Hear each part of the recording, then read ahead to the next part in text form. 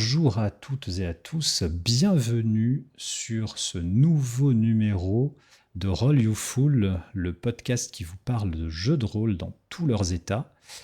Et je suis sectaire, comme toujours, et je vais être encore une fois accompagné par un homme qui aime mélanger de la glace à la viande avec du chocolat à la fraise. Il aime utiliser des personnages de dessins animés pour créer des univers claqués au sol. Et c'est de ça qu'on va traiter aujourd'hui. Vous l'aurez reconnu, bien sûr, c'est notre vénérable Styr. Salut Styr. Donc bonjour, merci à nouveau pour cet accueil dithyrambique et qui a dévoilé toutes mes perversités les plus intimes. C'est affreux. Je ne sais plus où me mettre. C'est affreux. Et de perversité, on va en parler parce que quand on voit les univers que certains auteurs se sont permis de créer, il C'est y ça. a de quoi dire largement. Et c'est un peu ce qu'on va explorer d'ailleurs. Ouais, tout C'est-à-dire, à fait. on va vraiment là, on va vous parler pendant l'heure qui vient. On va vous parler des univers totalement, on peut le dire, totalement improbables. Alors, totalement improbable, invendable, mais, et je vais me permettre de rajouter, mais qui ont fonctionné, qui ont trouvé Ah, leur audience, parce que des univers tout pourris, il y en a, voilà, il y a ah des oui, oui. brouettes, au moment où Donjons et Dragons 3.5, enfin, l'OGL Donjons et Dragons s'est lancé, chacun y est allé, et ont disparu quasiment instantanément dans le néant, mais là, on va vraiment parler des univers où, quand vous lisez le pitch, vous vous dites, non, mais non, blark. Et puis, malgré tout, ça va passer.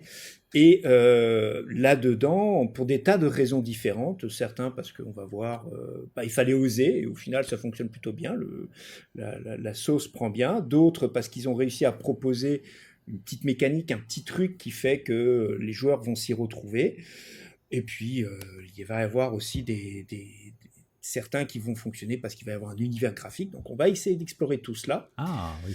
Et Et oui, ce oui, que je l'univers graphique, comme on avait déjà dit, c'est hyper important quand Voilà, ça même va être ouais, essentiel, hein. Combien de jeux de rôle ont été vendus simplement avec la couverture, hein.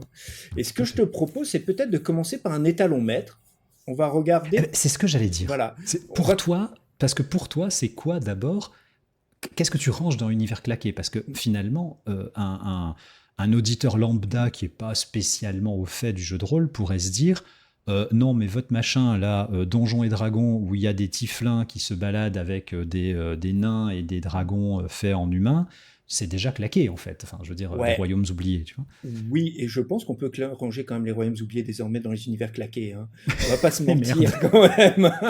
On va pas se mentir. Quand on regarde un truc qui est tout bête, on parlait d'esthétique, mais regardez les couvertures des royaumes oubliés de ADD, où on était vraiment dans le classique du médiéval fantastique, les elfes, machin, etc. Regardez les couvertures des suppléments comme Midranor, vous mettez Tolkien, Rivendell à côté, voilà, rien. Pareil. Regardez les Royaumes oubliés de la 5e édition et c'est Disney World. Donc effectivement il y a quelque chose à dire, et puis il ne faut pas se mentir, Donjons et Dragons, enfin surtout la compagnie derrière Donjons et Dragons, a fourni quand même pas mal d'univers claqués, hein. On reparlera de Spelljammer, on parlera de Dark Sun, on parlera... C'est quand on prend un peu de recul, il faut quand même voir ce que c'est.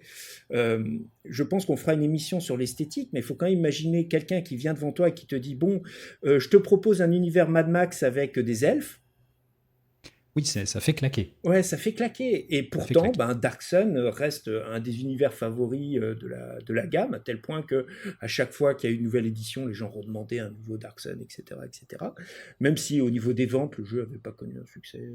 Enfin, bon, c'était les ventes Donjons et Dragons, il ne faut pas s'attendre non plus à des succès Oui, libriques c'est évidents. ça. Mais en l'occurrence, moi, ce n'est pas de cela que je pensais. Je pense vraiment à un univers qui avait détonné à l'époque, et je parle de Shadowrun. Ah, tu le ranges dans les univers claqués, Eh toi. oui, et parce que Shadowrun, Ah, faut quand même imaginer le pitch. Qu'est-ce que c'est quand même, hein. Faut voir. Je viens devant toi, je suis un auteur et je te dis, bah voilà, je voudrais faire un univers où des elfes, des nains, des orques et des humains se luttent contre des méga corporations en utilisant de la magie et en faisant attention à un dragon qui possède une grosse compagnie. et dans un univers cyberpunk, Et un univers cyberpunk. Et c'est quelque j'avoue. chose qui a beaucoup détonné. Et alors, je voudrais te donner un peu là-dessus, je voudrais justement partir sur un petit exercice qui est assez intéressant. Le jeu en anglais est sorti en janvier 89. Il est sorti en France un an plus tard. Et ce que je te propose, c'est juste de te lire la critique de l'édition anglaise qui était sortie sur Casus Belli. La critique est assez courte. Allez. Et elle en dit long sur le truc. Alors, Shadowrun et un raton laveur, 3 petits points. Shadowrun, le dernier né des jeux de rôle FASA, regroupe tout ce qui touche de près le joueur de jeux de rôle moyen. Les flingues, les bagnoles, les elfes, les boules de feu, les trolls, les orques et la cybertechnologique. Un historique tente maladroitement d'expliquer pourquoi un orque commando peut cohabiter avec un street samouraï en l'an de grâce 2050. Comment un dragon peut contrôler une multinationale et d'où vient la magie qu'utilisent les sorciers et les chamans. Rien de bien réjouissant donc. Mais tout change quand on étudie les divers systèmes de jeu. Non seulement les règles de cybertechnologie et de matrice sont mieux réalisées que celles de Cyberpunk, un comble, mais tout le reste fonctionne à merveille. Du système de combat à celui de la magie, en passant par les poursuites, tout se résout à l'aide de simples dés à 6 faces, en suivant une procédure toujours identique. Shadowrun est un jeu bien fait et très sympa à utiliser, mais dont le contexte est un peu faible. Du travail en perspective pour un éventuel maître de jeu. Point, signé Croc. Ah, ouais. Je savais même pas que Croc avait écrit dans Casus. Croc avait fait Croc faisait des critiques dans Casus. Il avait notamment reproché à Cyberpunk son coût un peu élevé à l'époque, 127 francs. Je crois, ou 130 francs. Mais bon, 130 francs de l'époque. Mais on voit ici quelque chose qui est très intéressant, c'est déjà le côté... l'univers, il passe pas, hein, très clairement, on le sent dans le retour.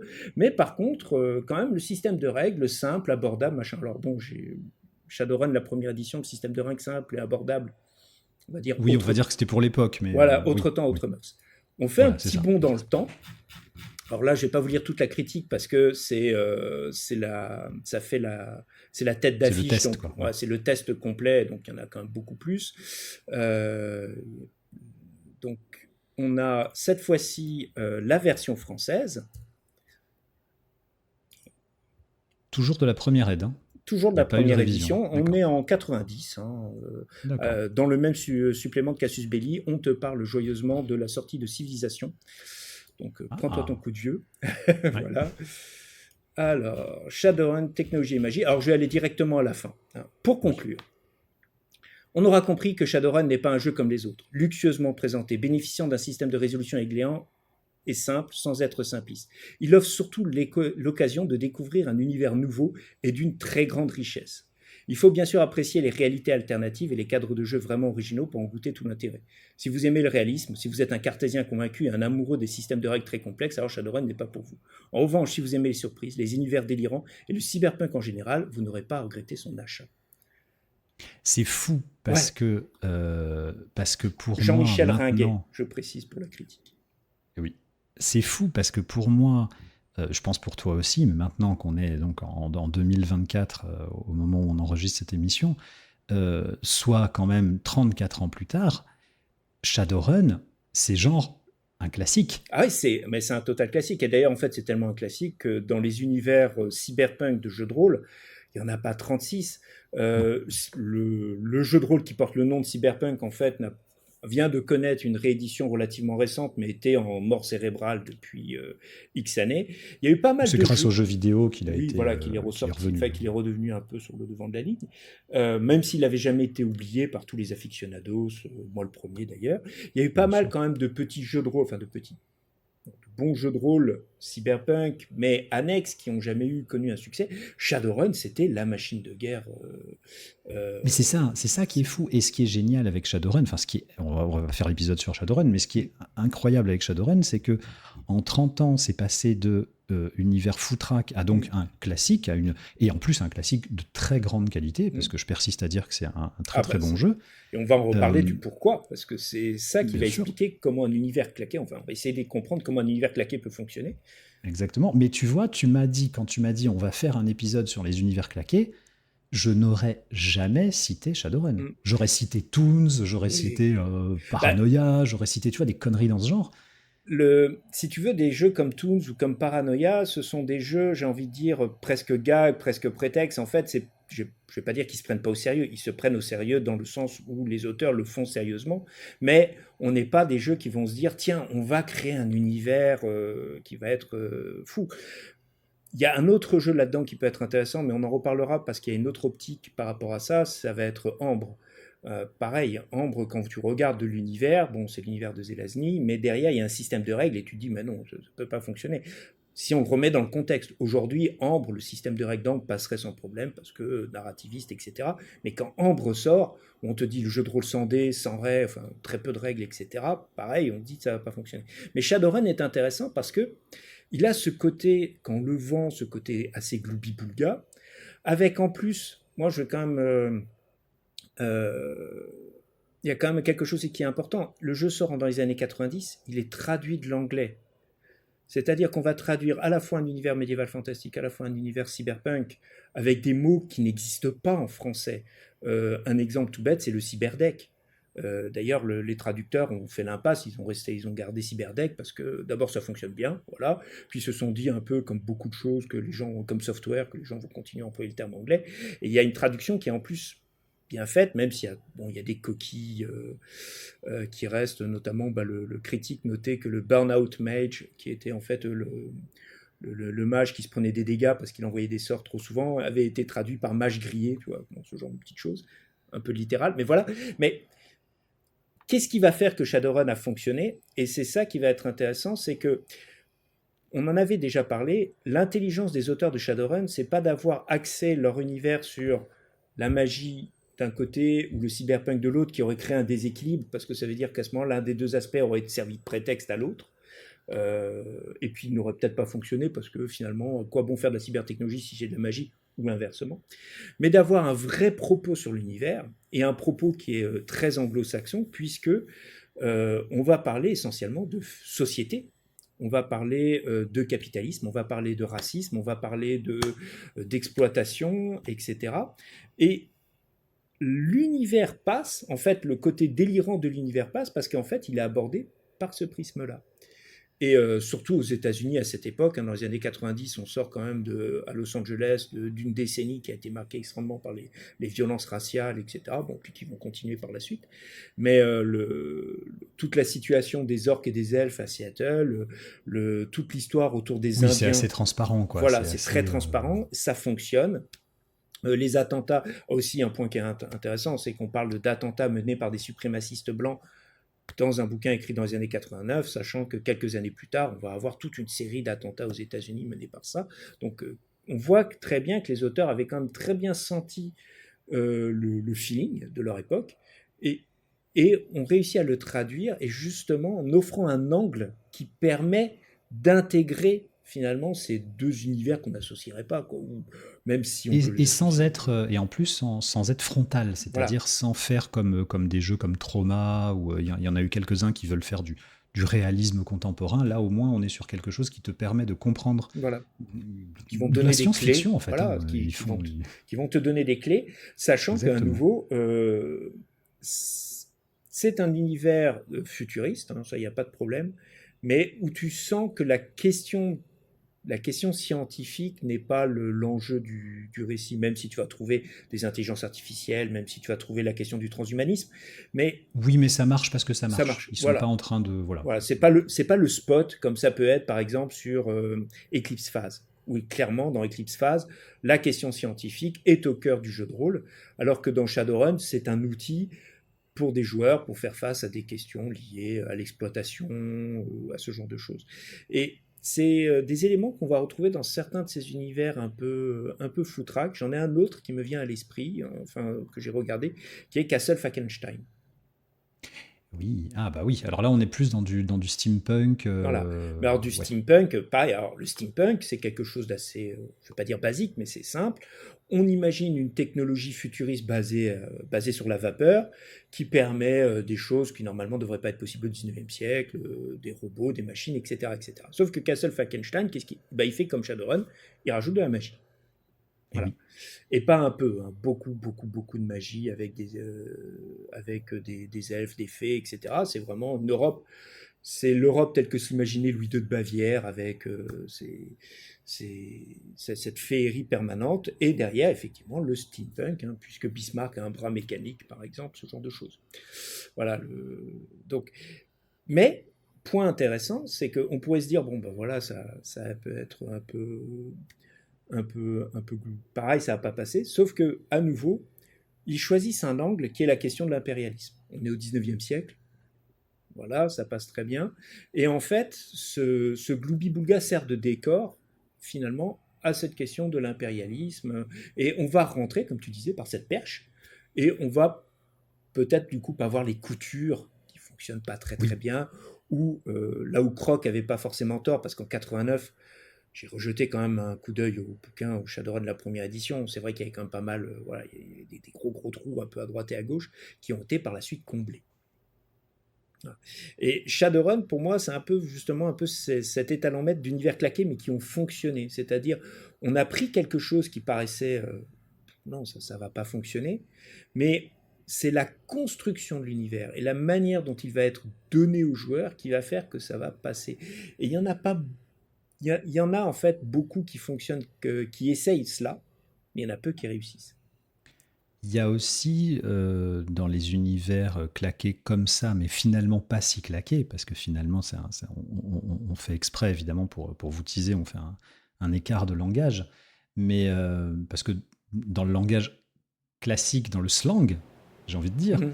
dans le slang français, quand on dit claqué, ça veut vraiment dire que c'est pété, quoi, en Ouais, fait. ça Hein, arrive, ouais, ça, voilà. évidemment, là, c'est claqué sans lettres, parce que, comme on disait au début, des univers claqués, il y en a moult, vraiment Ah claqués ouais, pour le coup, et qu'on et- va même pas aborder parce que ça n'a aucun intérêt. Euh, mais je remarque aussi quelque chose, c'est que ce soit pour Castle, Falkenstein ou Shadowrun, ou n'importe quel univers finalement, cyberpunk, steampunk, etc., post-apo, on va en voir aussi sûrement, on a toujours ça dépend, c'est claqué au moment où ça sort. Mhm. C'est-à-dire que quand Castle Wolfenstein sort, on se dit mais qu'est-ce que c'est que ce mélange, comme tu dis, ce boogie-boulga, à la fois steampunk, à la fois elfique, etc. Et maintenant, là, depuis 2-3 ans, il y a des séries à la télé, il y a des jeux vidéo où c'est absolument ces univers-là et ça ne pose de problème à personne. Tout à fait. Et bah, on le voit bien finalement dans les deux critiques où tu vois le jeu au moment de sa sortie, et puis même un peu avant. Hein, je pense que Croc avait eu la main sur le livre avant sa sortie ou peu de temps après, et on se dit mais ça fonctionne pas. Et un an après, tu vois à quel point la magie, il a même pas fallu attendre les 20 ans pour que le jeu s'installe, pour que se dire mais en fait si ça fonctionne super bien. Et là-dedans donc, il y avait cette idée justement de cet angle. Il y a aussi une esthétique et vraiment là-dessus, il faut saluer le travail extraordinaire qui a été fait donc par Faza, qui a édité, de confier les illustrations. Alors, pour chacune de ces éditions, vraiment à des gens talentueux qui ont fait. Donc, il y avait Larry Elmore hein, pour la première édition, qui ont su trouver une patte avec notamment, par exemple, pour les elfes, d'y rassocier une esthétique, par exemple, amérindienne, etc., etc. Donc, de créer quelque chose qui fonctionne très très bien. Les gens qui ont eu cette édition dans la main se souviennent, par exemple, que le livre était en noir et blanc, sauf il y avait un encart couleur pour les archétypes qui étaient Excellent. vraiment les Decker Elf, le Samouraï Troll, etc., avec une pleine page en couleur qui a dû leur coûter une blinde à Oui, donc du l'époque. coup, ça t'imprime vraiment. Voilà, ça t'imprime et surtout ça met un style tout de suite. Eh oui, Alors un eh oui, style très fin des années 80, hein, voilà, évidemment. mais qu'ils ont su renouveler à chacune des éditions. Ça, c'est aussi un point qui est assez intéressant. Alors, évidemment, chacun aura sa petite préférence. Un petit clin d'œil aussi à ce supplément sur la réalité virtuelle, où ils avaient mis que des illustrations en 3D, mais tu sais, la 3D pourrie des années Non, 90, oui, pour le truc qu'il fallait pas faire. voilà, mais qui bizarrement fonctionne aussi assez bien, puisqu'on est censé, voilà, c'est que les gens, comment ils se représentaient la Eh réalité oui. virtuelle dans les années Le cobaye, 90. on pense à toi. Voilà. Oh Magnifique mon Dieu. film. Ah oui, là, faut écraser une larme et l'écraser très violemment. C'est ça. Et donc voilà, ça c'est un. Il y a aussi cet aspect-là qui va faire que ça a fonctionné très très bien. Et à côté, Faza fait un peu la même chose que Donjons et Dragons a fait avec Dragonlance, c'est qu'ils vont tout de suite sortir le jeu de rôle du jeu de rôle et proposer par exemple des romans, proposer des tas d'autres, enfin, des activités annexes, hein, entre guillemets. Donc certaines vont être mortes-nées hein, dès le début, il était censé y avoir des petits jeux de plateau, etc. Le jeu vidéo va venir beaucoup plus tardivement, Oui, puisque je crois que le jeu vidéo Shadowrun, c'est 2010, fin des années Alors, 2000. ça dépend duquel on parle. Là. Alors, pas le tout premier, tout pourri qui est sorti assez tôt, mais ceux qui ont connu un C'est succès, ça, il y en entre a eu guillemets. un taux qui Ouais, qui est sorti, qui est vraiment une grosse merde. Et voilà. par contre, effectivement, dans les années 2000, Ouais, ouais, ça doit 2010. être ça, 2010, quelque chose comme ça, ils ont sorti Shadowrun's Return, si je ne dis pas de conneries. Alors, il y en a eu 3, hein. Il y a eu Il y en a Shadowrun eu Hong 3 Kong, et il y a eu qui Shadowrun, sont voilà, etc. excellents. Et qui Ouais, sont ils très très sont bons, excellents. avec en plus derrière des... Ça a été aussi un peu l'intelligence de FASA, c'est qu'ils ont, un peu comme Donjons Dragons, bon, beaucoup moins, hein, laissé les gens s'emparer un peu du produit. Donc par exemple, on peut modder dans le jeu vidéo, mais par exemple pour Shadowrun, les éditeurs locaux, par exemple en France, Jeux des cartes, etc., ont pu sortir des suppléments D'accord. estampillés, labellisés Shadowrun pour décrire la région. C'est-à-dire comme ça qu'on a eu un Shadowrun France avec... Ah d'accord, c'est pas du tout Fasa qui avait fait ça en c'était fait. pas Moi du j'étais tout... persuadé que c'était une... Voilà. D'accord, ok. Et d'ailleurs, actuellement, tu as une nouvelle campagne qui est faite par les éditeurs de Shadowrun. Alors, non, c'est pas Black Book, je sais plus qui le fait en Je France. crois que c'est Black Book hein, maintenant, non? Ouais, De toute façon, c'est ils ont Black Book. tout ici. Ah non, enfin, voilà. Mais qui font... Les 12 singes, non? Peut-être? non, il me semble que ça doit être Black Book. Et qui font, par exemple, là, qui viennent à un financement participatif pour sortir un supplément, entre guillemets, officiel pour la France de Shadowrun. Et il y a un pays, notamment, qui a eu, par contre, qui s'est investi à fond là-dedans, c'est l'Allemagne. Où on a vraiment des quantités de suppléments assez folles, qui sont mais vraiment des suppléments pour l'Allemagne, estampillés Shadowrun, etc. Donc, Alors, petite incartade là-dessus, petit insert culturel là-dessus, sur ce que tu dis, ça s'est fait aussi à l'époque, et notamment il devait avoir des sacrés contrats avec Jeux des cartes, puisque pour l'appel de Cthulhu, alors je suis désolé, c'est ma marotte, hein, mais pour l'appel de Cthulhu aussi, Jeux des cartes avait eu le droit d'utiliser l'appel de Cthulhu et avait fait un supplément qui s'appelle Les Années Folles, qui était français, franco-français, et qui décrit Paris et un peu la France, mais surtout Paris, dans les années 20, et c'est absolument extraordinaire. Si vous pouvez l'acheter, enfin, vous le procurez, procurez-le vous, parce que voilà. oui, C'était l'incartade. bah, il y a eu comme ça, pareil pour le Monde des Ténèbres, il y a eu un supplément Monde des Ténèbres France, par exemple. Donc voilà. Et Shadowrun, en fait, je pense que c'est un exemple d'univers claqué, mais qui a su fonctionner parce qu'à la fois c'est un univers extrêmement riche, ils l'ont fait vivre cet univers. Et je pense qu'il y a beaucoup de gens qui ont suivi, qui sont restés attachés à cet univers de Shadowrun, simplement pour le voir comment il évolue. Avec ce côté aussi très intimidant, moi à titre personnel, c'est pas un jeu de rôle dans lequel j'aimerais être meneur. Parce que moi, je sais que je vais avoir un blocage en disant non, non, ça je vais pas toucher parce que si jamais il développe ça d'un côté, j'aurais cassé le truc, etc. Alors qu'en fait, il faut pas avoir de pitié, faut se faire plaisir. Mais j'ai tendance vraiment à bloquer sur les univers un peu trop scriptés. Mais c'est toujours, moi, j'ai toujours un petit plaisir de temps en temps à regarder un peu, tiens, où en est-on dans l'univers de Shadowrun. Donc il faut savoir Il est intriguant. ouais, il y a une nouvelle révolution en France, à titre. Ah bah évidemment, évidemment. Puisque la monarchie était revenue, Alors accessoirement. ça, ben oui, ça, on va dire que c'est les deux, Wolkenstein et Shadowrun, c'est vraiment les deux, ça va être nos maîtres étalons. Mais qu'est-ce que, qu'est-ce que toi, comment toi tu définis, toi vraiment personnellement, comment est-ce que tu définis un univers claqué euh, voilà, je te propose un univers à jouer. Est-ce que dans ta tête, comment tu vas te dire, tiens, celui-là, il est claqué? Alors, justement, c'est pour ça Dans que le je voulais, sens où on l'entend, hein, je voilà, veux c'est pour dire. ça que je voulais partir de l'exemple de Shadowrun. On avait vu quand on avait fait nos précédents podcasts que beaucoup d'univers de jeux de rôle reprenaient en fait, se basaient sur des univers préexistants, sur des tropes, hein, c'est-à-dire vraiment des petites manies scénaristiques qui revenaient très facilement, parce que ce sont des amorces faciles pour lesquelles les gens s'associent facilement. Et pour moi, un univers claqué, c'est justement un univers qui va essayer de casser cela, qui va dire ben non, je D'accord. ne vais pas le faire. Je pense par exemple à Midnight, qui était un cadre de campagne pour Donjons et Dragons. Et le principe, c'est Sauron a gagné et vous êtes la résistance. D'accord. Voilà. Alors évidemment, ils n'avaient pas la licence Tolkien, donc c'est pas Sauron, mais en gros, les forces du mal ont gagné, les Nazgûl gouvernent le monde, et voilà. Et tout ça, c'est en fait, c'est un peu des univers qui vont agresser un tout petit peu ce à quoi tu t'attends. Tu vas dire, bah, quand même bizarre. Enfin, tu vas avoir une petite résistance. Un autre univers en ça qui est très intéressant, c'est Polaris. Polaris, on est dans la science-fiction, mais qui est sous l'eau. Et avec un univers post-apocalyptique, tu te dis, mais enfin, au début, en fait, l'univers claqué, pour moi, c'est vraiment des univers qui vont dans lequel tu vas avoir une résistance naturelle. Tu vas dire, non, quoi, ça va pas Ouais. fonctionner, parce que ça heurte vraiment ce à quoi tu t'attends. Et je pense qu'aujourd'hui, ça devient de plus en plus difficile de faire ce genre de proposition, parce que la proposition est devenue tellement riche que les gens sont devenus un peu insensibles en disant, Mais c'est ça, c'est ce voilà, que j'allais te dire. C'est-à-dire qu'effectivement, c'est valable quand le jeu de rôle est en train de se créer, on va dire dans les 10-15 premières années du jeu de rôle. Maintenant, il y a une telle foison, tu vas avoir que des univers claqués. Je veux dire, c'est presque devenu un trope de casser le trope, en fait. voilà.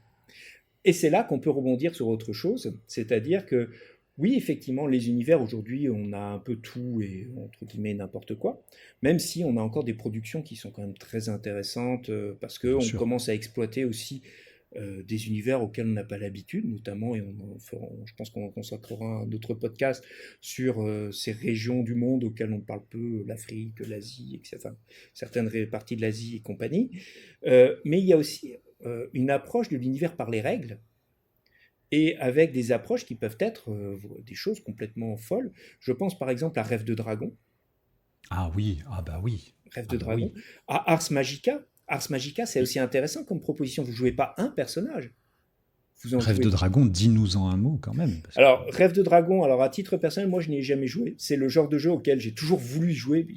Voilà, il n'y avait pas de. c'est le genre de jeu qu'on lit. Voilà, en fait, c'est le genre de jeu qu'on lit, mais il y avait vraiment une communauté, un Rêve de Dragon, et, qui était quand même bien vivante, mais pas dans mon entourage. Donc, voilà. Et donc, dans Rêve de Dragon, comme son nom l'indique, eh bien, on est dans un rêve. En fait, on est des arpenteurs du Rêve de Dragon, et les joueurs vont devoir finalement explorer cela avec tout ce que cela implique.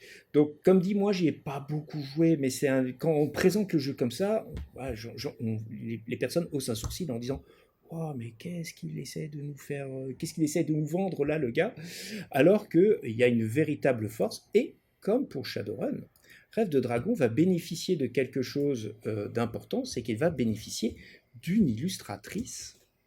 Oui, absolument fabuleuse. Et juste pour préciser pour les auditeurs, si vous connaissez pas les auditrices, si vous connaissez pas Rêve de Dragon, alors ça a l'air d'être, comme tu dis, ça a l'air d'être de l'heroic fantasy classique. On vit tous dans le rêve d'un dragon qui est un espèce de dieu finalement, hein, qui rêverait le monde et nous sommes des produits de son rêve. Et donc il y a tout un principe, notamment sur la magie par exemple, où vous ne faites pas de la magie parce que la magie existe, vous faites de la magie parce qu'en fait vous modifiez légèrement le rêve du dragon pour que ça s'adapte à ce que vous voulez, en fait, ce que vous voulez, ce qui se passe, une action.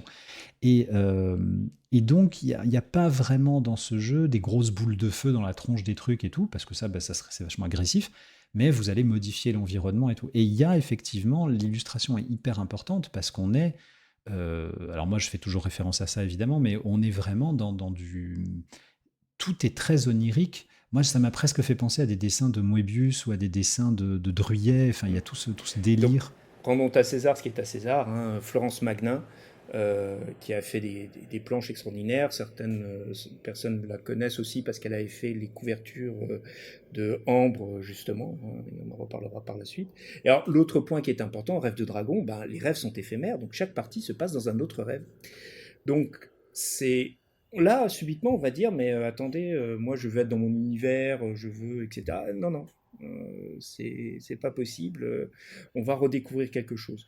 Ars Magica aussi, proposition un peu claquée, puisque tu ne joues pas un personnage, mais tu joues donc le magicien, je mets des gros guillemets là-dessus, son assistant et puis son gardien, je crois. Enfin, c'était une sorte de trio et donc un triptyque. On a aussi l'exemple de Bloodlust, qui est aussi Et oui, où très tu joues une intéressant. épée, je crois. C'est ça, Alors, hein, c'est celui-là, hein. alors, tu peux jouer le porteur de l'épée, tu Ah oui, peux c'est ça. jouer le dieu qui se trouve dans l'épée. Enfin, c'est très particulier. Il faut imaginer quand même, enfin, l'épée ou arme, hein, Oui, oui, enfin, je dis épée, oui, ça peut être n'importe quoi. Oui. alors, un bouclier dieu, c'est aussi c'est des trucs qui étaient un peu branques. Et pareil, là, c'est à nouveau, tu fais cette proposition, tu dis, hein, quoi? Enfin, non, pourquoi pas? Et quand tu lis l'univers, tu vois qu'il y a une cohérence interne à l'univers. Et pareil, Bloodlust, c'est comme tu l'as dit, c'est une sorte d'univers qu'on a envie de lire. À jouer, bon là par contre, le premier système de règles était on va être poli, on va l'oublier. C'était un dérivé de Les illustrations aussi, et disons qu'en 2024, elles sont excessivement Elles problématiques. sont excessivement problématiques. Encore, bon, les illustrations, il y avait un mix de... honnêtement, il y avait 2-3 illustrations qui posaient problème. Le reste, c'était du bikini, du barbare, bikini code de mail. Et les couvertures, c'était du Frazetta. Voilà. Mais après, ça tranchait, c'était sanglant. Ça, voilà. C'était un Oui, mais monde. enfin, t'avais surtout un côté très Ah bah c'était un jeu où tu avais sexualisation un voilà, peu. t'avais un jeu où en fait alors pour présenter un peu l'univers de Bloodlust puisqu'on parle d'univers claqué, dans Bloodlust il n'y a pas de dieu à proprement parler, les dieux se sont incarnés dans des armes et pourquoi ils ont fait ça? C'est parce que les dieux ont besoin d'être incarnés pour ressentir les émotions, pour s'abreuver des émotions les plus fortes. Et ils vont pousser leurs porteurs à chercher ces émotions. Et évidemment, parmi les émotions, il y a la colère, la violence, l'orgueil, enfin le désir, la haine, et le désir, la pulsion sexuelle, etc.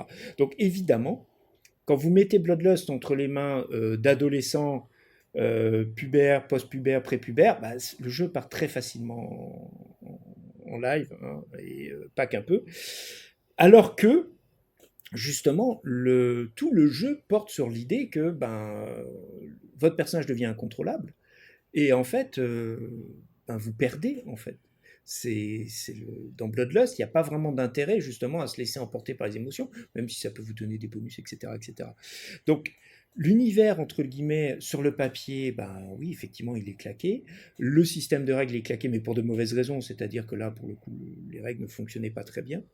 Il a été réédité et où ils ont fait un gros toilettage sur les règles et justement en jouant beaucoup plus sur l'aspect psychologique.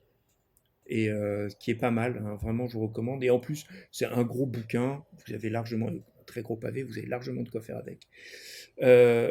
Donc voilà, Bloodlust, quand tu me posais la question, oui, c'est quoi un univers claqué? Effectivement, donc déjà on a ce côté-là, un univers qui va heurter les propositions, un système de règles, on va se dire, mais qu'est-ce que c'est que ce truc? Et puis après, on va avoir des machins où là, très clairement, on sort vraiment des propositions. Tu parlais de Toon, notamment. Moi, je pensais à un jeu qui est, bon, pour le coup, franco-français de France. Je crois qu'il est sorti aux États-Unis, mais il n'a pas. Voilà. La méthode du docteur Chestel. Ah oui, oui, Qui tu est. rentres dans l'esprit Voilà, de personnes des atteintes de. patients. Voilà, Ok. tu rentres dans l'esprit des patients et Un peu comme Psychonaut, le jeu vidéo. voilà, un peu comme Psychonaut, le jeu Ça. vidéo, et qui a été, en fait, c'est un jeu qui a eu un petit succès d'estime parce que il a permis d'aborder en fait pas mal de questions liées à des sujets qu'on n'associe pas au jeu de rôle, c'est-à-dire effectivement la santé mentale, enfin, on l'abordait dans l'appel de Cthulhu, mais ici vraiment dans un aspect plus d'équilibre psychique, ce genre de choses. Oui, puis plus positif, entre guillemets, c'est-à-dire Voilà, dans le sens, on va vers la on guérison va et vers la pas guérison. vous êtes fou, changez de perso, quoi. Voilà, exactement. Et la méthode du docteur Chestel, là, on est vraiment dans des propositions de jeu où, quand on lit le truc, on dit c'est quoi? C'est quoi? C'est une séance de psychothérapie là que tu me proposes? Et en fait, non, pas du tout. C'est un vrai jeu de rôle en l'occurrence, puisque là, on va vraiment rentrer dans le rôle, mais presque dans le sens psychanalytique du terme. Et avec derrière, en plus, une approche très sérieuse. Le jeu de rôle, la méthode existe toujours, hein, en fait, en tant que jeu de rôle. C'est, bon, comme dit, ça n'a jamais été un succès voilà, délirant, mais il a eu ce petit succès d'estime qui fait qu'aujourd'hui, dans la communauté des joueurs de jeux de rôle, ceux qui s'intéressent, qui étudient un peu le jeu de rôle, il est toujours un peu sur le radar, hein, celui-là. Et derrière la méthode du docteur Chestel, c'est là où on va arriver en fait à toute la communauté indépendante Oui. qui sont une source de richesse. Enfin, tu as des propositions toutes plus folles les unes que les autres de jeux de rôle. Il y a des propositions assez incroyables. Ça a été l'explosion de la scène indé, je crois, à partir de 2007, hein, à peu près, 2007-2008, je crois, un truc dans le genre. Alors, explosion dans le sens où c'est devenu en fait un mode de fonctionnement Oui, pour édition. Parce que des jeux indés, il y en a eu. il y a toujours eu. Ouais, il y a toujours eu. Voilà.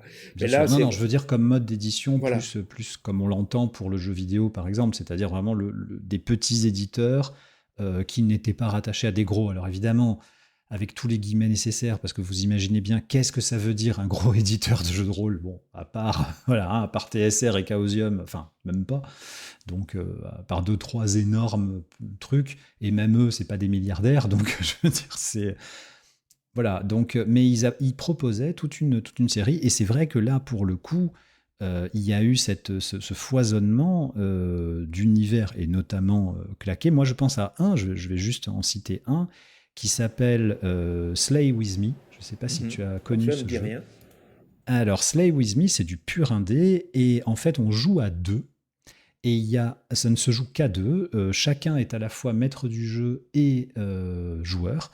Et en fait, chacun va prendre le rôle soit d'une proie, soit d'un chasseur, mais qui est aussi l'amant. Chacun peut être amant, proie, chasseur. Et en fait, c'est D'où pour ça le que c'est petit Slay jeu de with mots, me voilà. et Lay with me, évidemment, hein. C'est les deux, en fait. Et chacun va raconter l'histoire à l'autre va enchaîner sur ce qu'il fait, l'autre va enchaîner, etc. Et on va se répondre l'un l'autre et construire une histoire. Bon, autant vous dire qu'on y joue une fois et puis on range le truc en disant, bon, ok. Mais il y avait tout un corpus de règles à suivre, tout un truc. Bah, ça Voilà. fait partie de ces jeux qui sont en fait des sortes de propositions ludiques qui vont, qui justement méritent un peu de détonner, de casser la monotonie, de nous permettre un peu d'explorer d'autres chemins de traverse, et qui accessoirement vont enrichir les jeux de rôle entre guillemets un peu plus mainstream. Par exemple, on parlait à un moment donné de Vampire, donc la Vampire la Mascarade.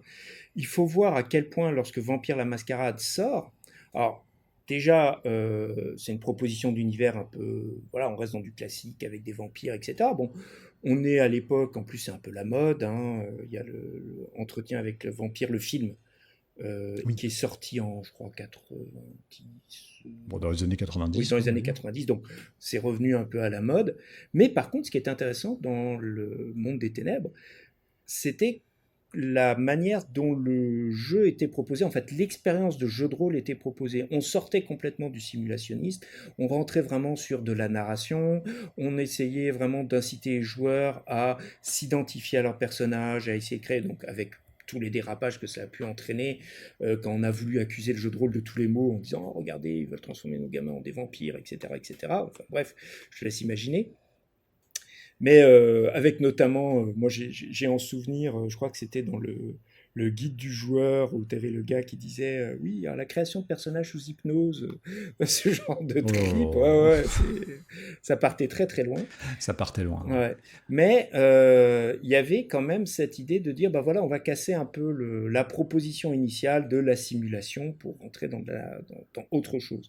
Et finalement, on en revient à ce que tu disais, ben, c'est claqué au début. C'est-à-dire quand on prend le truc en main, on dit bah non, ça n'a pas fonctionné. Et au final, avec la friction, avec le temps, bah ça fonctionne, ça passe très très bien. Les résistances, un des exemples, moi je parlais par exemple des règles. Les dés sont associés au jeu de rôle. Jeu de rôle Ah, égale dés. complètement.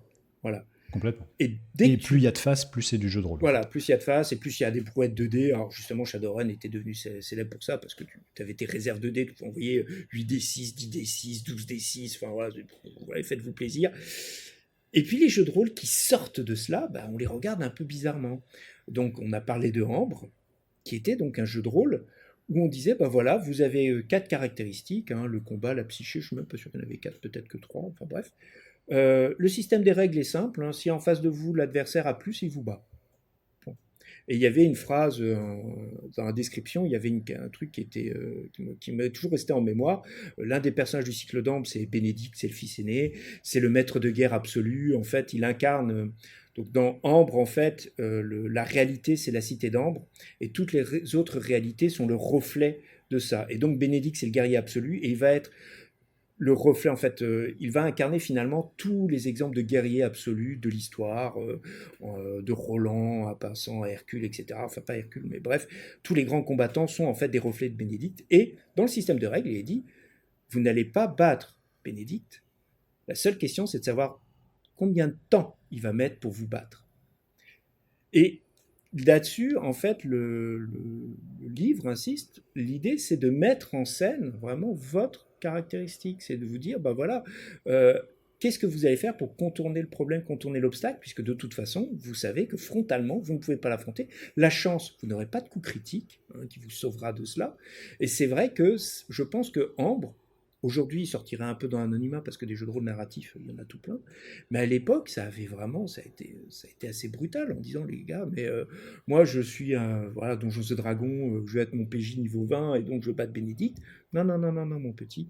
Bénédicte, si tu veux le battre, bah, va falloir lui tendre un piège, va falloir l'attaquer sur son point faible, va falloir le contourner, etc. Parce que c'est comme ça. Et donc, il y avait, c'était combat, force, endurance et psyché. Voilà, c'était les 4 caractéristiques. Et donc, toujours autour de ça, y compris entre les joueurs. Et oui, Voilà.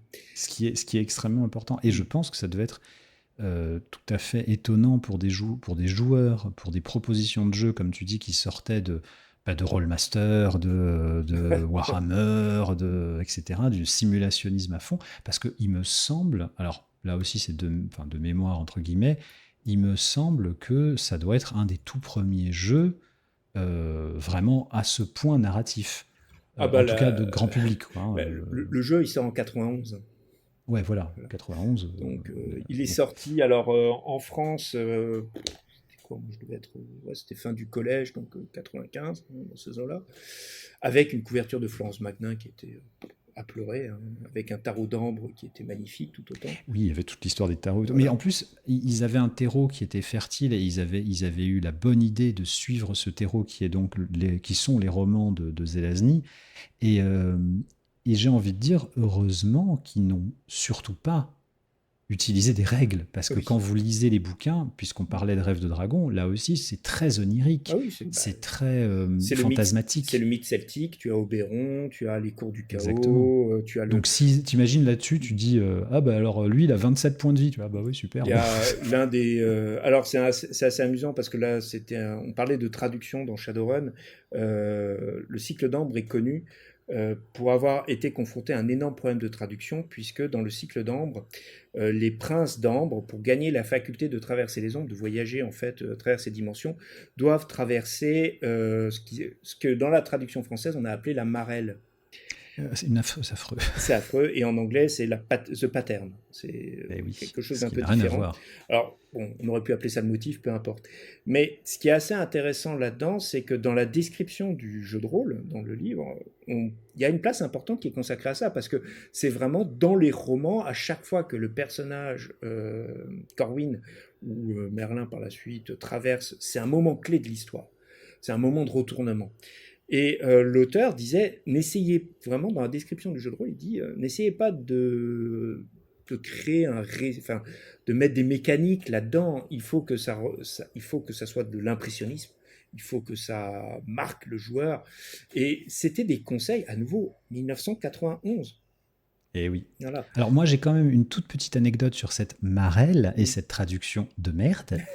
Euh, Alors c'est après, que moi j'ai lu le livre en français, donc je devais avoir ouais, 12-13 ans, et donc moi je lis Marelle, je pense pas à aller regarder le non, bouquin en anglais, ouais, bon ok la marelle, donc surtout la tu vas dans marelle le pour truc, quoi. moi c'était la marelle, Voilà, tu vois le truc que tu dessines à la craie, le machin tout pourri avec un 2-3 soleil, quoi. voilà, exactement. Catastrophe imaginative, tu vois. Ouais. Et alors moi, heureusement, j'avais bon, t'as dû avoir la même édition que moi avec Florence Magnin, et finalement, ça a moins d'impact sur moi. Mais quand tu lis la description, par la suite, moi, j'ai tout de suite fait le rapport avec les labyrinthes qu'on a dans les églises. Et en fait, c'était ça le lien. C'était très clairement ce point-là. Et bizarrement, si tu veux, moi, j'en suis arrivé au stade où la marelle maintenant m'évoque beaucoup plus la marelle d'ambre que la marelle jeu d'enfant. Et j'ai envie de me dire, bah, si ça a fonctionné, si ce mot finalement, parce que tu vois, on m'aurait dit Corwin traverse le motif, euh, ouais, il y avait un motif. Enfin, j'avais essayé un peu de regarder le passage justement où il traverse la marelle comme ça, et en essayant de trouver d'autres mots pour la description, c'est Là, j'ai pas trop envie de jeter la pierre parce que c'est toujours horriblement C'est une compliqué. c'est très compliqué, hein. J'ai beaucoup de respect pour ceux qui ont traduit des univers cyberpunk, des univers fantastiques, branques avec des références un peu faux-folles. Shadowrun, les gars, ils ont dû se flinguer, quoi, à un moment donné. Alors, je sais Ça que a dû être compliqué, ouais. les romans, ça a été, ça a été traduit. Waouh, faisons-nous plaisir. Le jeu de rôle, je sais qu'ils ont essayé quand même un tout petit peu de faire ça sérieusement, puis à un moment donné, ils ont lâché l'affaire quand ils sont tombés sur les suppléments techniques. Parce que là, Ah c'était. oui, bah oui. Voilà, c'était Smart Link. Allez, traduis-moi ça. Bah, surtout qu'en plus, alors Voilà. pour Shadowrun, comme d'ailleurs ça a commencé ce problème, on va faire une petite aparté sur les traductions, mais ça a commencé avec notamment William Gibson et son fameux neuromanceur en anglais, où le traducteur de William Gibson, donc ça sort en 83-84 aux États-Unis, donc l'année suivante, on va dire, à tout péter. Et le traducteur, bah, c'est un traducteur français installé, probablement prof de lettres, tu vois, ou prof d'anglais, qui devait probablement, au moment où il a commis le crime, je crois qu'il avait dans 40-50 balais, genre le type, né donc, 40 ans en 80, ça veut dire que vous êtes né en 1940. Donc, si vous voulez, vous commencez à avoir des machins du genre Hotwire, SmartLink, etc. Tu ne sais pas ce que ça veut dire. Ça n'est pas comme maintenant. Et, euh, et c'est comme ça qu'on se retrouve. Et c'est comme ça qu'on se retrouve avec Mona Lisa Mm. s'éclate comme titre, Ouais. Et qui alors que c'est Mona Lisa Overdrive, je ouais. crois, il me semble, un truc comme ça. Et pourtant, je trouve que Mona Lisa s'éclate. Oh non. Ah, j'aime bien.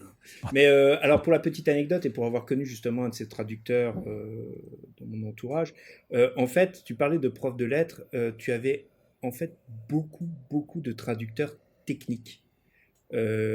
Qui avaient en fait le problème, c'est que c'était des traducteurs techniques et on leur demandait de faire des lettres. Moi, celui que je connaissais avait dit qu'il avait refusé des sujets parce qu'en fait, il lisait le bouquin et il disait, bon, ben moi, je peux vous faire la traduction d'un manuel d'un Boeing, mais là, ça n'a pas fonctionné. Je n'ai pas le talent nécessaire, j'ai pas le talent littéraire. Et puis après, ils acceptaient parce qu'à un moment donné, il fallait bien gagner sa vie. Et du coup, ça faisait des traductions un peu plates. Mais oui, c'est un sujet qui est un peu casse-figure. Alors, on a parlé donc des jeux, des univers cassés qui malgré tout fonctionnent parce que il y a aussi un autre point, et là, pour terminer un peu là-dessus, ce qui fait aussi que ça fonctionne, c'est que tu sens la sincérité des gens qui ont fait la proposition. C'est-à-dire vraiment, tu vois pas le côté, alors ça reste une entreprise commerciale, on va pas se mentir, les gens veulent gagner leur bon, voilà, ou du moins ils veulent pas perdre trop d'argent avec, parce qu'il faut pas non plus, oui, plutôt, ça reste voilà, du jeu de rôle, ça quoi. reste du jeu de rôle, mais ils voulaient proposer quelque chose et tu vois qu'ils y mettent beaucoup de cœur. J'ai une autre pensée comme ça, un univers claqué qui est Anima, qui est un jeu de rôle sorti, donc un jeu de rôle espagnol à la base, qui reprend un peu les tropes de tout ce qui est manga, mais pas les shonen, mais plutôt je pense aux JRPG, hein, en jeux vidéo, Final Fantasy VII, Xenogears, ce genre de choses, pour créer un univers qui est... enfin, le truc, quand tu le lis, tu te dis, ah ouais, d'accord, en fait, ils ont voulu tout mettre, absolument tout. Donc tu as du médiéval fantastique, tu as des pouvoirs psychiques, tu as des mechas, tu as des elfes, tu as des dieux, tu as Cthulhu, tu as tout ce que tu veux. Tout est là, mais sauce manga. Et, mais bizarrement, moi j'ai une petite tendresse pour ce jeu parce que tu vois que les gars, en fait, ils ont pas. Tu vois vraiment qu'ils n'ont pas ce petit processus scolaire, donc on va faire ça. Tu sais, on va cocher des cases pour que ça rend. Voilà, non, non, c'est foutraque, et puis on essaie de faire un truc derrière. Et voilà, ok, gars, vas-y, je vais prendre ton truc et je vais quand même le lire parce que Ils se pourquoi font pas. plaisir, Ouais, quoi. ils Il se y a font ce plaisir et côté, ça, c'est ouais. important. C'est ce que tu as dans Toon, par exemple, aussi. Alors Toon, vite fait, hein, parce que c'est vrai qu'on en a parlé, on ne vous l'a pas présenté. Toon, c'est un des tout premiers jeux de rôle où vous jouez les personnages de dessins animés. Mais pas les personnages de dessins animés, genre vous jouez X-Men, Batman. Non, non, vous jouez des personnages de Hanna-Barbera, quoi. C'est-à-dire que vous jouez le Coyote, vous jouez Bugs Bunny, vous jouez, je sais pas, qui vous voulez, quoi, Mickey. Et donc, vous avez des pouvoirs débiles liés à ça. Donc, vous pouvez imaginer, si votre personnage, bah, c'est Bugs Bunny et qui sort des trous, et puis à chaque fois, il arrive à esquiver les balles, bah, ça marche, quoi. Il fait ça. Et c'est donc un univers, ouais, c'est très, très, très, très, Il faut très penser foutraque à jouer. Roger Rabbit avec Toonsville. C'est ça. Mais avec quelque chose de très intimidant, parce qu'il faut avoir l'imagination pour faire vivre ça. Moi, typiquement, j'y arriverai pas. Parce que j'ai pas le côté déconneur, enfin, j'ai pas le côté fantasque suffisant pour me dire, tiens, face à cette situation, est-ce que je vais penser à prendre une banane pour un truc, voilà, moi, Oui, c'est ça, ouais. c'est-à-dire que ça vous pousse à vraiment être dans des situations, comme tu dis, complètement, mais what the fuck, où vous allez ouvrir une caisse, mais il faut le décrire à votre maître du jeu. Vous ouvrez une caisse, puis dans la caisse, il y a un bazooka, puis finalement, c'est un bazooka qui tire des bananes, par exemple. Enfin, voilà, c'est vraiment, moi non plus, hein, c'est pas du tout mon genre de truc. Mais tu vois, tu parlais de sincérité, je trouve que celui-là est très sincère. Et je trouve dernièrement, alors peut-être qu'il est tout aussi sincère, attention, c'est du pur procès d'intention que je vais faire maintenant, mais après tout, on est là pour ça. Pur procès d'intention, je sais qu'il n'y a pas si longtemps que ça est sorti Mon Petit Poney, le jeu de rôle. Equestria. Mais je suis pas sûr de la sincérité du truc, tu vois. Alors, je pense qu'il y a les deux, hein. Dans le cas d'Equestria, tu as vraiment alors, petite explication, Mon Petit Poney était un dessin animé sorti dans les années 80 qui a connu une résurrection 2010, hein, aux alentours de ça. Mon Petit Poney, l'amitié c'est magique, ou je crois Friendship is Magic, voilà. À l'époque, j'étais à Chartres et j'avais un ami qui devenait fou parce que sa femme et sa fille passaient leur temps à regarder les épisodes, etc. Et il n'en pouvait plus. Et je lui avais dit, voilà, bon, bah écoute, on a tous connu ça, les gamins, et il m'avait montré un épisode. Je suis intimement persuadé que l'un des personnages de Mon Petit Poney est un avatar de la cocaïne. Je reste persuadé de ça. Mais au-delà de ça, il y a un talent d'écriture dans chaque épisode qui est fou et qui a expliqué le succès sur plusieurs catégories d'âge, chez les enfants comme chez les adultes.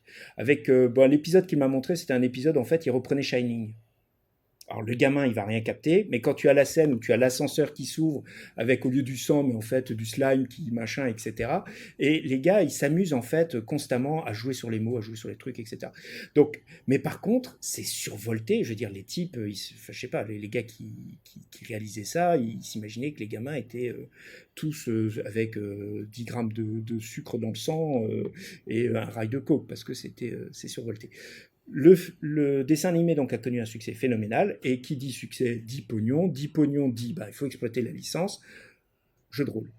Mais le truc, c'est que on n'a pas attendu la sortie d'un jeu de rôle officiel pour avoir des premiers Mon Petit Poney, l'aventure c'est fantastique, etc. Il y avait eu énormément de fanfiction, de jeux de rôle amateurs, etc., qui étaient sortis. Et du coup, les gens qui ont sorti donc ce jeu de rôle, en anglais Tales of Equestria, je ne sais pas comment en anglais, parce que Tales, jeu de mots, Tales, Oui, bien sûr. voilà, etc. Oui. Donc en français, je ne sais même pas comment ils l'ont traduit. Euh, Ils avaient intérêt à faire gaffe parce que derrière eux, il y avait des gens qui avaient sorti des tas de trucs, et ils ont fait quand même un travail qui apparemment est de qualité, qui en plus a ce mérite d'être prévu pour être une sorte de jeu de rôle d'initiation. Plutôt pour des enfants, pour jouer avec des enfants, etc. Enfin, ou entre jeunes adultes, etc., etc. Et moi, j'ai eu des bons retours, hein, entre guillemets. Ils disaient, c'est de l'exploitation de licence. Voilà, donc ça, très clairement, le capitalisme est là et vous dit merci. Mais en même temps, ils ont fait un travail qui est plutôt propre. Voilà. Donc, D'accord. il y a Ok. eu Tu vois, pire. j'aurais pas imaginé parce Voilà. que Il y a eu pour moi, pire. ça faisait vraiment Marvel. genre G.I. Joe, le jeu de Voilà, rôle, tu vois. voilà, c'est ça. Non, on en avait parlé à un moment donné. C'était Donjons et Dragons qui avait en fait TSR qui avait sorti Marvel. Je crois, non, c'était plus Marvel, c'était Oui, DC voilà. Comics. Enfin, Voilà, c'était non. Non, là, apparemment, le truc était quand même plutôt correct. Et après, bon, voir, comme dit, moi, j'y ai pas joué, donc je ne vais pas m'amuser. en parlant de ça, en parlant tu me permets de rebondir sur TSR, effectivement, et sur les sorties absolument étonnantes de TSR, je persiste à dire que Advanced Marvel Super Heroes est un bon jeu de rôle dans son... Alors évidemment, c'est les super-héros Marvel, donc là aussi c'est claqué, vous imaginez, il y a tout qui existe, mais Et je trouve précision, qu'ils avaient... précision, ça sort dans les années 80. Donc on parle pas du Oui, c'est vieux. Marvel des années 90, 2000, etc. On parle Non, bien non, c'est du... le vieux Voilà, Marvel, c'est hein, le vieux dégueulasse, hein. Marvel. Oui, Et c'est ça. voilà, il faut aussi Oui, voir oui, ça. oui, il faut voir ça. C'est vraiment le vieux Marvel immonde. Enfin, immonde, je veux dire, pas du tout modernisé, donc avec toujours les archétypes hyper machin, mais qui est foutraque au possible. Donc vous avez encore ces résurgences des années, et c'est pour ça qu'il est claqué, vous avez ces résurgences des années 70, 60 même, parce qu'ils vont piocher, vous pouvez piocher avec ce jeu de rôle, vous pouvez piocher dans tous les Marvel que vous voulez, depuis que ça existe. Donc je crois que les premiers Marvel, c'est 62, donc vous imaginez, quoi, vous avez 20, 25 ans avant vous, et vous pouvez piocher dedans. Et en fait, il faut unifier tout ça. Et évidemment, ils n'ont rien cherché à unifier du tout, sauf par les règles, où chaque pouvoir que vous avez a une classe. Alors, je crois que ça part de 2. Alors, c'est toutes les caractéristiques. Tout est pareil, en fait.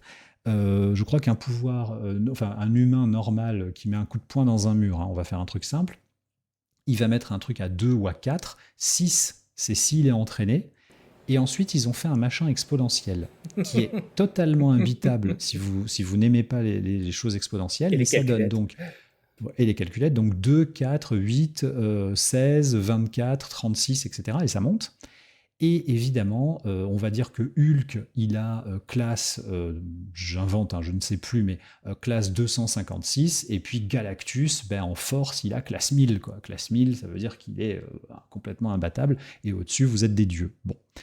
Eh ben, c'est... Et il y a une table d'opposition, tu sais, les tables d'opposition classiques, tu es à 2 et puis l'autre il est à 6, et ben il faut faire un jet de dés en dessous de temps ou au-dessus de temps, enfin bref. C'était complètement pété, mais ça fonctionnait. Et ça fonctionnait notamment parce que euh, j'y ai joué dans les années 90 avec des potes. Ça fonctionnait parce que vous pouviez vous représenter en lisant les comics, vous pouviez vous représenter immédiatement quelle classe avait le pouvoir qui était exposé. C'est-à-dire, par exemple, on te montrait l'adamantium de Wolverine, c'est le truc, ça résiste à tout, bah ok, c'est classe 1000. C'est-à-dire, il faudrait vraiment, pour que ça se pète, il faut vraiment, et pour que ça se pète, il faut aller au-dessus de classe 1000, donc il faut être à classe 2000 ou 3000 ou je sais pas quoi, donc c'est complètement infaisable, donc ça n'arrive jamais, etc., etc. Et en fait, ça fonctionnait bizarrement, mais ça fonctionnait quand même. Et ils avaient donc trouvé un autre aspect pour pouvoir intéresser les gens. Alors, je suis pas sûr que ça a eu un grand succès, hein, mais pour pouvoir intéresser des gens, leur principe a été de faire des règles finalement compréhensibles par tous ceux qui lisent le comics. Tu vois ce que je veux dire? Oui, Euh, qui ont les clés, en voilà. fait, ils vont Qui ont tous les se dire, bah clés tiens, du... grâce à ça, je peux faire ça, quoi. Exactement. Mm. Voilà. Et ça fonctionnait. Comme quoi, je veux dire, il y a plusieurs, tu vois, plusieurs tendances, Bah, plusieurs le, pistes. le truc, c'est surtout avec les jeux à licence, c'est que tu vas pas avoir le réflexe qu'on décrivait avant de dire, ah bah non, c'est complètement claqué, c'est Marvel, ça va fonctionner. C'est là où tu vas plutôt te dire, mais jouer un super-héros, enfin quel est l'intérêt? C'est toujours le même problème qu'on a par exemple jouer Superman, bon bah t'es invulnérable, pourquoi faire? Et c'est ça plutôt qui va être un frein, d'où l'intelligence de certains jeux de rôle de mettre de côté entre guillemets le on va dire les piliers de leur univers pour dire non non mais attention, vous n'allez pas être à l'ombre de ça. Au contraire, ça va se passer ailleurs. Par exemple, la dernière adaptation de Dune dans le jeu de rôle, ça se passe pas du tout sur Arrakis. Enfin, la première partie se passe pas, le jeu de base se passe pas du tout dans Arrakis. Vous êtes une maison mineure quelque part dans l'Empire. Vous avez 40 000 autres problèmes déjà sur votre truc. On L'univers, verra plus tard pour aller voilà, sur Dune, quoi. on verra plus tard pour aller sur Dune. Le supplément est sorti d'ailleurs. Et l'univers est assez riche, avec en plus suffisamment d'angles morts dans l'univers qui sont finalement assez peu exploités, pour dire, bah tiens, faites-vous plaisir. Et ça, quelque part, d'abord, ça montre à quel point un univers est riche, parce que si les gens ont envie d'exploiter ça, ça prouve que ça fonctionne. Et pour moi, c'est une bonne approche, hein. On avait un exemple de ça dans le jeu à licence, qui était James Bond. Vous n'avez pas joué James Bond, d'abord parce qu'il n'y en a qu'un seul. Vous avez joué des agents qui n'ont pas la licence de tuer, qui ne sont pas des agents 00. Donc subitement, vous êtes dans le côté avec les gadgets, vous avez M, vous avez Q, vous avez le Mais vous spectre. pouvez pas faire n'importe Voilà, quoi. Il y a une loi, quoi. vous avez, il y a un petit temps, il y a un petit truc qui va faire que malgré tout, ça va fonctionner. Et je pense que c'est ça qui fait que ces univers qu'on dit cassés finalement fonctionnent. C'est soit parce qu'ils ont un angle, et je pense à Shadowrun avec cet angle très social, très critique, etc., qui met un peu au second plan, pas complètement, mais la magie, la technologie pour dire non, non, les gars, t'es un orc, on va pas te laisser rentrer dans le nightclub parce que tu comprends, voilà. Moi, j'ai un ami orc, mais pas de ça ici, quoi. Voilà, Ouais, donc voilà, tu ouais. vas te retrouver avec ce genre de truc. Ou tu vas avoir une proposition de règles qui va te dire, bah tiens, c'est un peu fou. Je pense par exemple à Deadland, où on va te dire, non, mon gars, on va jouer avec un. Tu vas avoir des dés, mais tu vas aussi avoir un jeu de poker. Et tu vas envoyer un sort, il faut faire une main de poker. Et là, tu te dis, mais attendez, et quand tu le fais, bah, au contraire, ça fonctionne super bien. Donc il y a toujours ce petit truc qui va faire que le jeu claquait, mais il faut qu'il y ait cette proposition. Et on parlait C'est ça. avant des jeux de Donjons et Dragons. Je pense que beaucoup d'entre eux n'ont pas fonctionné. C'est parce que justement, ils n'avaient pas ni cet angle, ni un peu cette proposition mécanique qui faisait que les gens allaient s'y investir plus que ça. L'exemple type pour moi, c'est Spelljammer. Oui. Spelljammer, en fait, sur le papier, tu te dis, ouais, pourquoi pas. Alors, Spelljammer, vous prenez le KPDP. Le KPDP des films d'Errol Flynn, Les Trois Mousquetaires, ce genre de choses, dans l'espace. Et l'espace à la Oui, c'est Star Trek. exactement ça. Voilà, et l'espace à la Star Trek. Donc, déjà, vous vous dites quoi? Et vous collez les règles de Donjons et Dragons là-dessus. Et s'il y a un système de règles qui n'est pas du tout adapté pour le KPDP, c'est Donjons et Ah oui. Dragons. C'est pas un système de Remarque, règles. il n'est pas adapté pour l'espace non plus, Oui, hein. il n'est pas adapté pour. Encore que. Hein, mais voilà, c'est pas fait pour. Et dans le fait, effectivement, quand tu lis l'univers de Spelljammer, tu peux dire, ah bah oui, bon, finalement, pourquoi pas. Mais il va pas y avoir cet angle. Il va pas y avoir la petite proposition mécanique qui va faire que tu vas y rester plus que ça. Ce qui fait Oui, qu'aujourd'hui, voilà, le jeu ressort, mais je sais pas si c'est plus une sorte de succès d'estime parce que tu vas avoir toujours des fans inconditionnels. Mais je le vois, à moins qu'ils aient vraiment refait la proposition, refait l'angle, etc., pour que ça passe. C'est un jeu. Tu vois, il y a le même problème avec Dark Sun. Et Dark Sun, Dieu sait qu'ils y avaient mis les moyens esthétiques. En termes aussi un peu de format, ils avaient voulu faire un truc un peu différent. Mais c'est pareil, ils avaient été obligés de triturer le système de règles parce que le monde était tellement mortel que de toute façon, déjà, tu fais pas un personnage niveau 1, tu commences tout de suite niveau 3 parce que sinon tu vas te faire buter et puis on n'en parle plus. Mais malgré tout, une fois que tu avais lu l'univers, tu te disais, bon, oui, c'est pas des univers qui vous incitent à jouer, ce sont des univers qui vous incitent à les lire, comme on disait, pour Rêve de Dragon aussi, encore que, comme tu dis, il y a des joueurs. Moi, je pensais aussi également à des jeux, alors claqués, tout aussi claqués, mais issus d'univers originaux pour le coup, comme par exemple Paranoia. Paranoia, qui est un univers qu'on peut estimer claqué, avec des règles qui sont franchement imbitables, hein, on va le dire. Hein, mais c'est bon, pas les meilleures règles du monde, hein, mais qui a une proposition tellement à la fois what the fuck, mais cohérente dans son propre monde, et dans son parce que propos, ça aussi, et dans son dans son propos, propos, que du coup, ça marche. et Et tu lui ça marche pardonnes parce que d'autant. c'est. Exactement. Et ça marche d'autant mieux que vous pouvez lire les bouquins de règles et surtout les scénarios enfin les campagnes de Paranoia et vous marrez rien qu'en les lisant. Alors Paranoia, vite fait, c'est un monde dystopique, futuriste, où il y a eu soi-disant une attaque nucléaire de la part entre les Russes et les Américains. Tout le monde était sous dôme, bref, on s'en fout. En fait, il n'y a jamais eu d'attaque. Et tous les dômes, toutes les arcopolises, on va dire, se sont renfermées sur elles-mêmes et on dit je suis le complexe alpha, à savoir le complexe unique, le premier, le alpha hein, du coup, et je vais protéger mes citoyens et c'est devenu 1984 à l'intérieur. En gros, voilà. Et alors vous avez des clones et tout, enfin, c'est une catastrophe, mais c'est comique, c'est-à-dire que c'est vraiment, je crois que c'était d'ailleurs ce qu'ils avaient dit pour le présenter, c'était 1984 qui rencontrait les Monty Python, quoi. En gros, hein. Je crois que c'était à peu près leur pitch de base. Et il y avait un. C'était une proposition qui m'avait fait sourire parce que j'avais lu dans un supplément, en fait, c'était un jeu de rôle, j'ai le nom en tête, Rétrofutur. Rétrofutur était un jeu de rôle sorti donc par Multisim, qui avait pareil une proposition Ceux qui connaissent le film Dark City, ceux qui connaissent, voilà, donc 1984, on est dans cet endroit-là. On est dans les Titanopoles, l'administration centrale a pris le pouvoir, on attend la venue des étrangers qui vont nous apporter le progrès, etc., etc. Et dans les conseils de jeu, les auteurs disent voilà comment on peut aborder l'univers. Donc on peut l'aborder avec un côté très pulp, on peut l'aborder de ce côté-là. Et puis à la fin, à un moment donné, il dit ouais, on peut l'aborder du côté comique. Mais franchement, ne le faites pas. Paranoia existe. Il est là pour ça. Il est extraordinaire. Et il est 10 fois mieux écrit que ce que nous serions capables de le faire. Et j'ai trouvé que c'était un très bel hommage. Parce que Ah, c'est. c'est un très Il très faudrait que bel je hommage. retrouve la citation. Mais vraiment, toute la partie, c'est. À chaque fois, tu as une colonne complète sur comment aborder. Et puis, voilà, sur la partie un peu légère, comique, aberrante, il explique vraiment bien comment ça peut fonctionner. C'est-à-dire comme dans Brasil. Et il dit, mais en fait, Oui, voilà, finalement, oui, Brésil, oui, voilà, tout à fait. et il dit, mais en fait, ce jeu de rôle existe déjà, il s'appelle Paranoia, jouez-y. Et c'est très bien fait parce que c'est vrai que ils reprennent finalement, on parlait à un moment de Anima qui veut essayer de tout mettre dedans, bah là ils font un peu la même chose, c'est-à-dire qu'ils mettent tout le délire scientifique des années 80, 70, 80, donc le début des ordinateurs, l'ordinateur est votre ami, hein, qui est devenu quasiment un même, Bien qui sûr. est devenu un même célèbre, euh, le, l'agriculture sous cloche, le clonage, etc., etc. Et puis qu'est-ce que ça peut donner dans une situation où en fait il n'y a plus de sens et ça part et ça devient très très très drôle.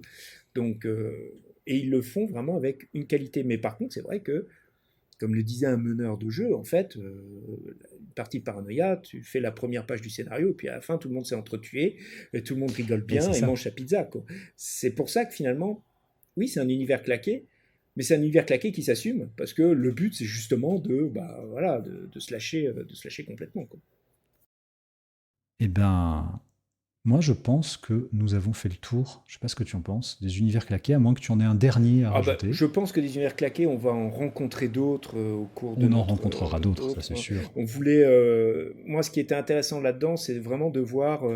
Enfin, j'essaye moi vraiment d'imaginer à la place des éditeurs qui voient Oui, l'auteur qui arrive et qui dit voilà ma proposition et le type qui dit mais je suis pas payé, enfin je suis pas assez payé pour ce genre de truc je parce suis que pas assez payé pour sa connerie. Ouais. parce que bon Star Trek ok je vais te le vendre, Tolkien il n'y a pas de problème on connaît le Mad Max allez à partir du moment où le film est sorti, voilà. Mais quand tu regardes certaines descriptions d'univers, tu te dis, mais waouh. Et tu comprends pourquoi beaucoup de jeux de rôle sont sortis à compte d'auteur, parce que c'est. Qui ont dit, non, vous trouverez personne qui va jouer à votre machin. C'est quoi un jeu de rôle, quoi. Mais c'est chouette qu'ils existent, en tout cas. Oui, Je et c'est trouve que c'est important. bien. Et il faut pas, et j'insiste vraiment là-dessus, il faut surtout pas sous-estimer l'importance qu'ils ont pu avoir pour les autres jeux de rôle C'est ça. C'est euh, exactement dans ça. la C'est façon dont là-dessus que je ils. voulais conclure. Voilà. C'est-à-dire, est-ce que tu as des exemples justement de jeux claqués qui ont pu, bah, tu l'as dit finalement là pour Rétrofutur avec Paranoia, mais euh, des jeux qui ont pu, qui eux-mêmes ont eu finalement enfin, pas de succès du tout, mais qui ont eu un tel succès d'estime qu'ils ont influencé peut-être des jeux un peu plus sérieux, voire peut-être même d'autres médias que des jeux de rôle, Alors, peut-être même des y en a jeux. un, bon, je l'ai laminé parce qu'effectivement, il n'a pas fonctionné, mais c'est Spelljammer. Spelljammer, si vous avez joué à Baldur's Gate 3 ne pourrait pas exister sans Spelljammer, puisque les Illitides, les vaisseaux volants, ça vient de Tout Spelljammer. ça, c'est du Ça Spelljammer. vient de Eh oui, Spelljammer. eh oui. Planescape, qui est un univers extraordinaire, et là par contre on parlait d'univers claqué, il est tellement hors norme, Planescape. Il est tellement hors norme dans la définition de la fantasy, du médiéval, etc. Mais Planescape, en fait, c'est un spin-off de Spelljammer. Mais oui, mais c'est ce que j'allais te dire. Donc effectivement, on voit à quel point ça a servi de matrice. Certains de ces univers ont servi de matrice à tant d'autres, et heureusement. Je pense que on peut critiquer un peu l'approche, voilà, un peu what the fuck, on va dire, de vampires dans la création de personnages, etc. Mais pareil, ça a permis aussi un peu de sortir du côté simulationniste, etc. Pour avoir des discours du genre, voilà, vous créez votre personnage, c'est une aventure. C'est pas le meneur qui apporte l'aventure, c'est votre personnage, c'est votre aventure. Il a ses motivations, il a ses trucs. Et ça, c'est important. Eh bien, c'est sur ces paroles que nous allons nous quitter pour cette fois-ci, pour ce numéro.